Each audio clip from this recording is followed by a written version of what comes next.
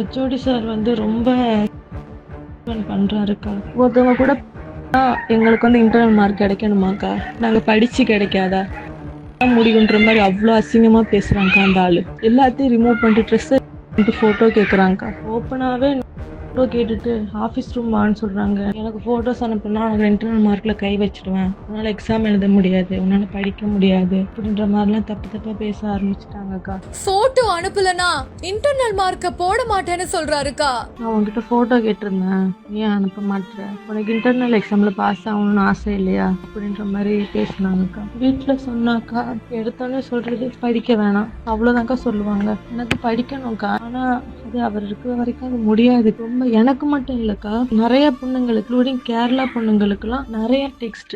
இளம் பெண்ணுக்கு தொடர் பாலியல் தொல்லையை கொடுத்து வந்த பேராசிரியர் அவருக்கு வந்து ஒரு பொண்ணு மேல ஆசைப்பட்டாருக்கா. ஃபைனல் லவ் பண்ணிக்கிட்டு இருக்கா. இந்த மாதிரி அந்த பொண்ணு மேல வந்து நீ கம்ப்ளைண்ட் லெட்டர் எழுதி கொடு, நாங்க பேரண்ட்ஸ்க்கு கொடுக்கணும், முடியாதுன்னு சொன்னதுக்கு உனக்கு இன்டர்னல் மார்க் போட மாட்டாங்க, என்ன சொன்னாலும் முடியும்னு சொன்னா இன்டர்னல் மார்க் போட மாட்டேன். இன்டர்னல் மார்க்ல இல்லக்கா லைஃப். ட்ரெஸ் இல்லாத போட்டோவை அனுப்புன்னு கேக்குறாருக்கா என்று மன உளைச்சல் தாங்காமல் அழுதபடியே புலம்பும் இளம் பெண்ணின் வைரல் ஆடியோ. உனக்கு இன்டர்னல் எக்ஸாம்ல பாஸ் ஆகணும்னு ஆசை இல்லையா அப்படின்ற மாதிரி பேசினாங்கக்கா. நான் பயந்து உடனே ஓடிட்டேன்க்கா. யார் எனக்கு சப்போர்ட்டுக்கு வருவா அப்படின்றது எனக்கு எதுவுமே தெரியலக்கா. கண்டிப்பா எங்க வேணா வந்து இது வந்து ஓப்பனா பேசுவாங்கக்கா. இந்த ஒரு விவகாரம் குறித்து உடனடியா நடவடிக்கை எடுக்க வேண்டும் அப்படின்னு முன்னாள் அமைச்சரான கமலக்கண்ணன் ஒரு ஆடியோவை வெளியிட்டிருக்காரு. இந்த 2 ஆடியோக்களையும் கையில் எடுத்துக்கொண்டு போலீசார் இப்ப விசாரணையை தீவிரப்படுத்தியிருக்காங்க.